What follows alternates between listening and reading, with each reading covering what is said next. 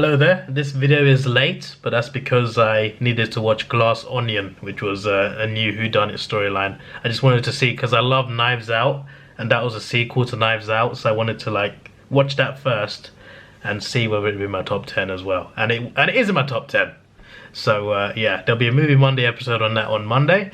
But for now, we got a top 10 list of my top 10 favourites. I'm not going to judge it on best, because that takes a lot of critical analysis, and I just like to have fun with my reviews. So my top 10 favourite movies, so we don't get any controversies.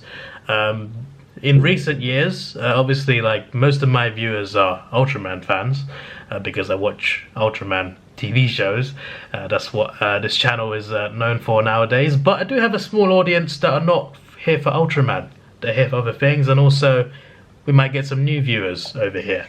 So if you don't know what Ultraman is, it is a Japanese superhero TV show. There's a different one every year. Google it. It's very interesting. I like it a lot. I react to it, I review it, etc. But because there were 3 Ultraman movies released this year, they are all in the list. So just so you know, so if you're wondering what's this movie doing in 10th? Well, I've never heard of it. I've heard of it, okay? It's my personal favourites. Not everything has to be Hollywood. Anyway, in 10th place, this is cheating, because I had to fit them both in the list somehow. We got Ultraman Trigger, Episode Z, and Ultra Galaxy Fight, The Destined Crossroad. They are both in my 10th place. I really enjoyed both. Trigger, I enjoyed the Trigger TV show. So there was a TV show, Trigger, and there was a movie at the end of it. So this is for the people that don't watch Ultraman. The movie was so good. The TV show, I think a lot of people had issues with some of the storytelling. It could have been better, and I get that, but I still enjoyed Trigger. The new show this year, Deca, is so much better, to be fair. Levels up on Trigger, but I still liked the Trigger show, and I think it ended fairly strong. It definitely could have been better, for sure. It wasn't perfect, but it also wasn't bad.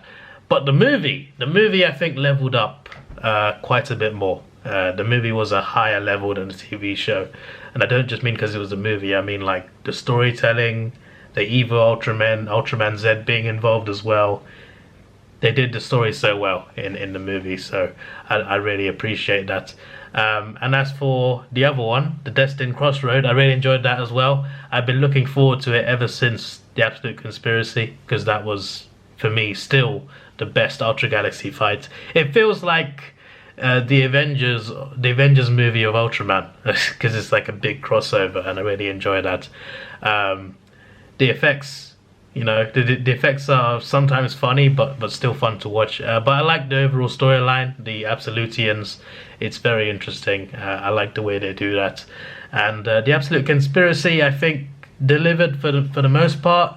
It wasn't as good as The Absolute Conspiracy, and there was another cliffhanger, which I was kind of annoyed with that, because I wanted a clear ending, because it would have been a nice trilogy. But I don't mind seeing another one. I want to see another one, but I mean this Absolutian storyline, I thought it would end with The Destined Crossroad, but it didn't.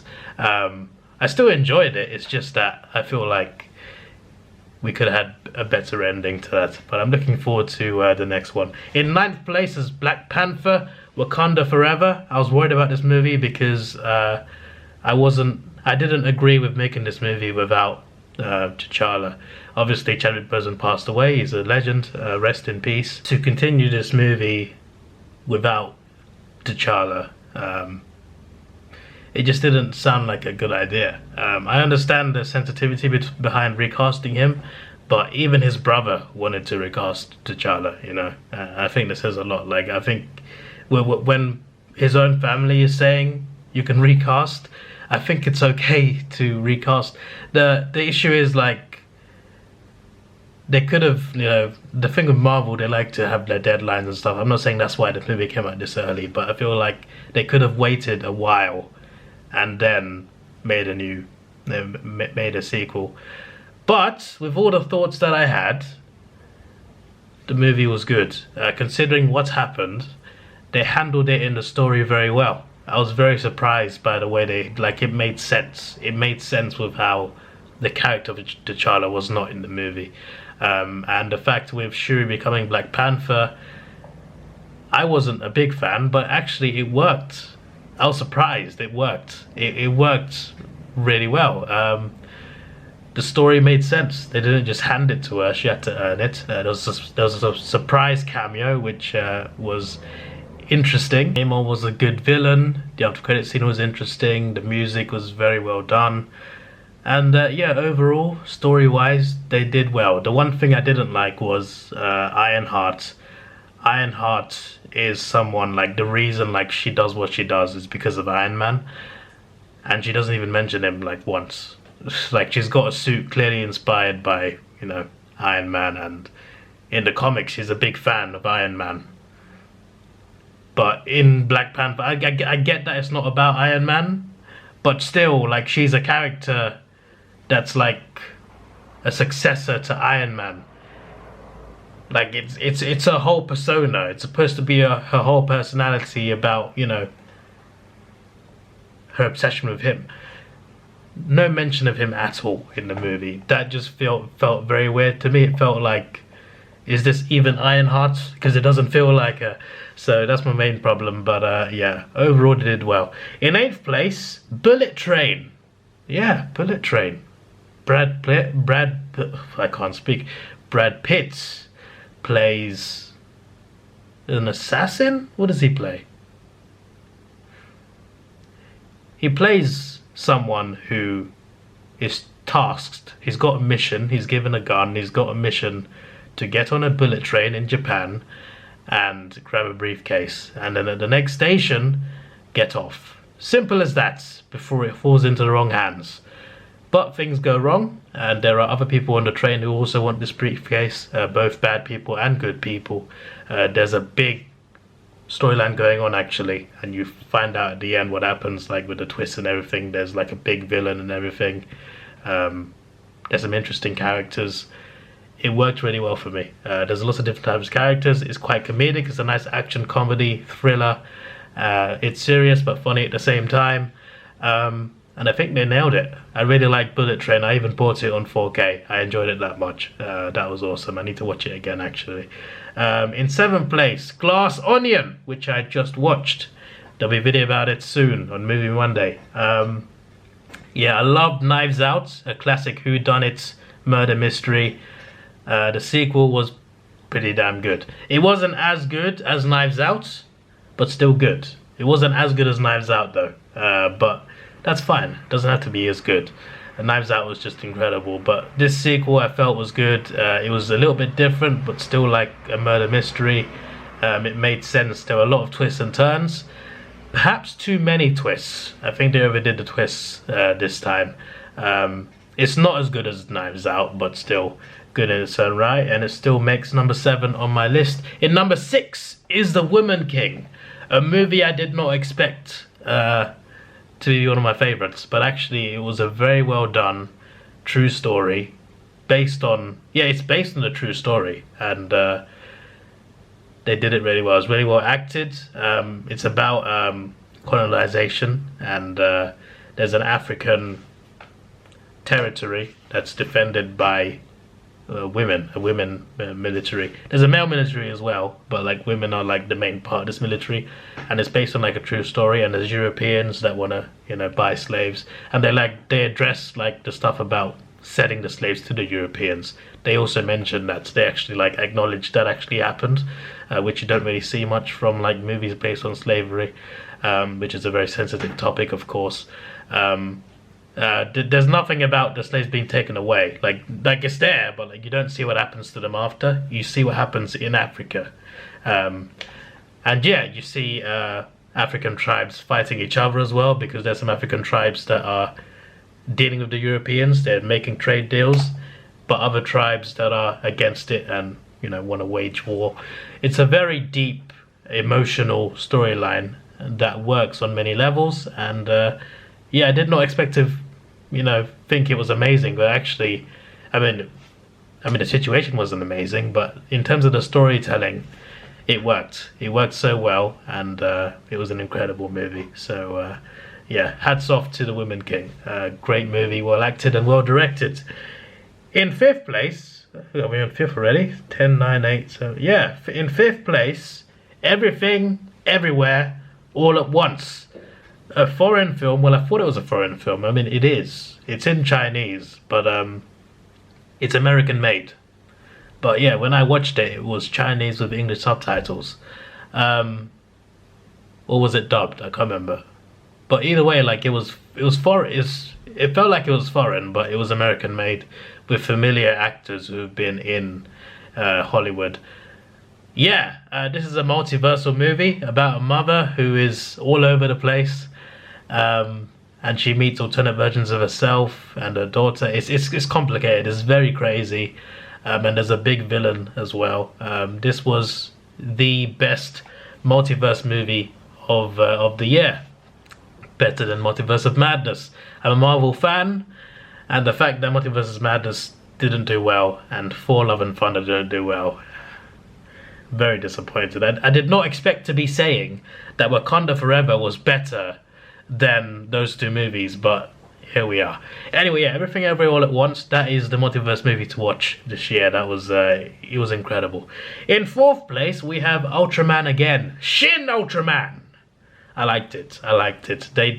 I've watched a few shows now and a few clips from shows. I feel like they pulled a lot of aspects from shows. Obviously, it makes sense. It's the same sort of lore. But like they pulled aspects from shows like an imposter and kaiju and an evil alien and the Land of Light. They put so much in there. So much from the shows were put into that movie. And it looked great because it was movie quality. It was a bigger budget. It wasn't Hollywood budget, but it was still a bigger budget than a TV show, so it looked great. Ultraman design, the design was good. He looked a bit weird. I think it was the head shape looked a bit weird, just general, but like the design looked good, the effects looked good, and the storytelling was good. And I just like how they set up so much. They put so much in there, so much familiar things I've seen in different shows. They put things from so many storylines into one movie, and it worked. So yeah, hats off, and I look forward to seeing whatever the sequel is to Shin Ultraman. It's been a couple good Shin movies now. Shin Godzilla, Shin Ultraman. Bring on whoever and whatever is next. Shin Gamera? I don't know. I'm just thinking about things now. In third place, I did not expect this movie to be here. Be in third anyway.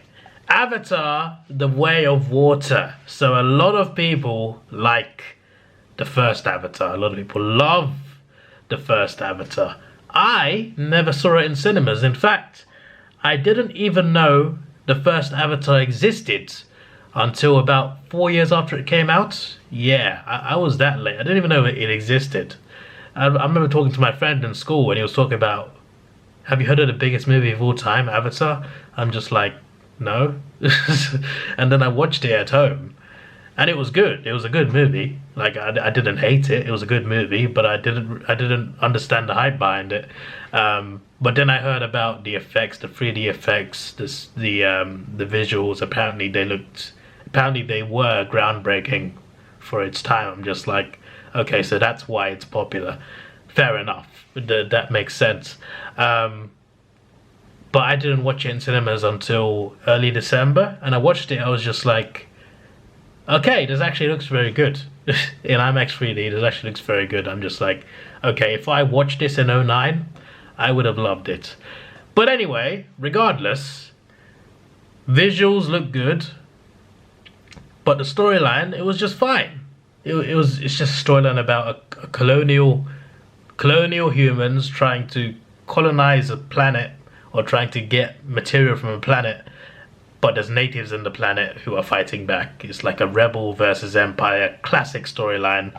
It's done many times before, but it's fine. It's about, like, a lot of movies have similar storylines, but it's about how you tell the story. Avatar 1 was fine. I didn't think it was a great storyline. I think the appeal of it was how good it looked, and that's fine. But The Way of Water, I went in expecting good visuals. I did not expect a great story.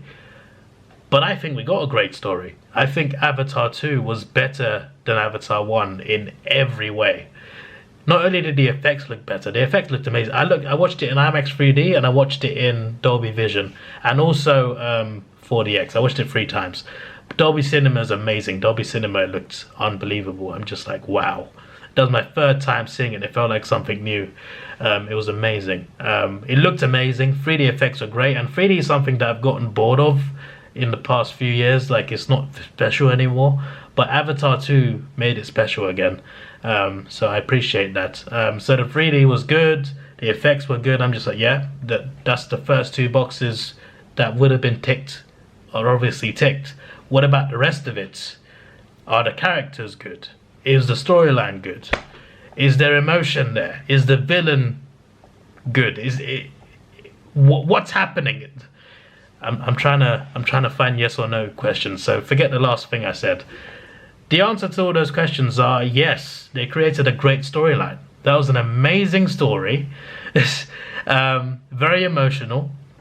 I like the way they told it because it was more or less, it was about a man protecting his family. It was also about an empire versus rebels, but also it was about a man protecting his family. And you know, one of his youngest, actually no, it was his younger son being a bit irresponsible, getting him into trouble. A lot of family drama. There's a lot of that. There's a lot of drama in this, but also a lot of fight scenes as well. But I like the overarching story of a father just rallying his army, not his army, sorry, rallying his family. In the first movie, he rallied an army. In the second movie, he rallied his family. It's just the way you see him protecting his family along with his wife. It's a very good storyline, and I like how they do it. It's very interesting. Yeah, and I like the toucan, the whale things, the outcast one. I like that storyline as well. So yeah, it was very good, and everything about the second one was better than the first one. So yeah, I think it was great. In second place is the Batman. I mean, he's my favorite fictional character. So maybe a little bit biased, but honestly, I feel the movie was that good. The Batman was incredible. Because we've seen Batman so many times, so many different Batmans, both in movies and animated TV shows and games. Even games have had great Batman storylines. But what they all seem to lack, I mean, I guess the games don't really lack it, but what they genuinely seem to lack, especially in movies, is detective work. The Batman is the world's greatest detective. Like, that's one of the things he's known for in comics and movies. But in movies, you hardly ever see him doing detective work. But that's just, he's a detective. He does that. But in movies, you don't see him do that. In the Batman, he does that. In the Batman, there's just, the whole movie is one big mystery about the serial killer, and he's investigating with a police officer as well on his side. It's in some ways feels like a buddy cop, but it's obviously a very serious movie. But yeah, it's Batman. It's a murder mystery movie, but Batman's a detective, and it worked. It worked. Also, the Batmobile chase scene is incredible. There's some great fight scenes as well. But yeah, the most impressive thing was the detective work. You're seeing Batman being a detective. It's who he is. He's an expert in fighting, of course, but you don't see enough of the detective work. But they gave us detective work from Batman, so I really appreciate that, and that's part of what made it great. Riddler was a great villain. It was scary, it was terrifying, and it was bloody amazing, and it definitely deserved to make more money at the box office. But yeah, I own it on 4K. I own a steelbook. I think it's incredible, even though it's so dark. It's so visually beautiful at the same time. But yeah, it's a very serious and scary movie. I watched it on day one with my mom and my granddad My mom did not like it at all. She likes superhero stuff usually. She loves Spider-Man and stuff, but like the Batman was too dark for her. I'm just like, this is who Batman is. This is who he really is. But yeah, still, it was a great movie, and I loved it. I've watched it countless times. It's a 3-hour movie. I watched it 5 times in the cinema alone. Yeah, that's how much I love it. And maybe I'm biased because he's my favorite character, but the fact that they finally made him do detective work in a movie, that's just amazing. And the rest of the movie was good as well. Good storytelling, some good twists, and the ending when he changes as a character. From the start he's about vengeance, and at the end he's about something else. The way the movie changes him as well, the way he grows through the movie is also very good, and Catwoman was great as well, so there was some good stuff in there. But number one in first place is Top Gun Maverick. Yeah, this movie was incredible. I didn't watch the first Top Gun until, was it 2022 or 2021? There's a video on my channel, Movie Monday, watching Top Gun for the first time. I'm pretty sure it's called that. But I made a video about it, watching it for the first time. I think I bought it on. I normally don't buy movies that I haven't seen yet because I don't know if I like it or not. But I bought Top Gun anyway. I'm just like, yeah, sure, I might like it. It's about, I like war type movies anyway. Well, I mean, it depends. It depends. It's mainly the World War II movies that I have a bigger interest in. But still, a movie about an Air Force pilot. I wouldn't fly one myself, definitely not. But I've always thought it was quite cool. Military planes, how fast they go, and how powerful they are weapon-wise. I always found that interesting. I'm not like an aviation geek, but I quite like planes, and fighter planes are some of the best around. So like, I watched Top Gun thinking, oh, it might be good, and it was good. I enjoyed it. It was an interesting movie, and the sequel was coming, and I thought, wow, they waited like what, 20 years for the sequel, Top Gun Maverick. Can they recapture what's special about the first one? They didn't just do that. They did better than the first one. Like, genuinely, like, I like the first one, but the second one is like 10 times better. It's amplified. It's incredible. It's actually incredible. So it takes place a long time after. Maverick's kind of like semi-retired. He's still making some interesting mistakes that he would have made when he was young. He is called back to the old Top Gun program that he was part of in the first movie to train a new generation of pilots to take on a mission on foreign territory to take down, was it a nuclear base, or I can't remember, but they have a mission to fire some missiles into something, but they got to do it in and out, blow it up, get out quickly before the enemies get to you, because if they get to you, you're screwed. It's like one of those crazy missions that it's Mission Impossible. But perfect for Tom Cruise.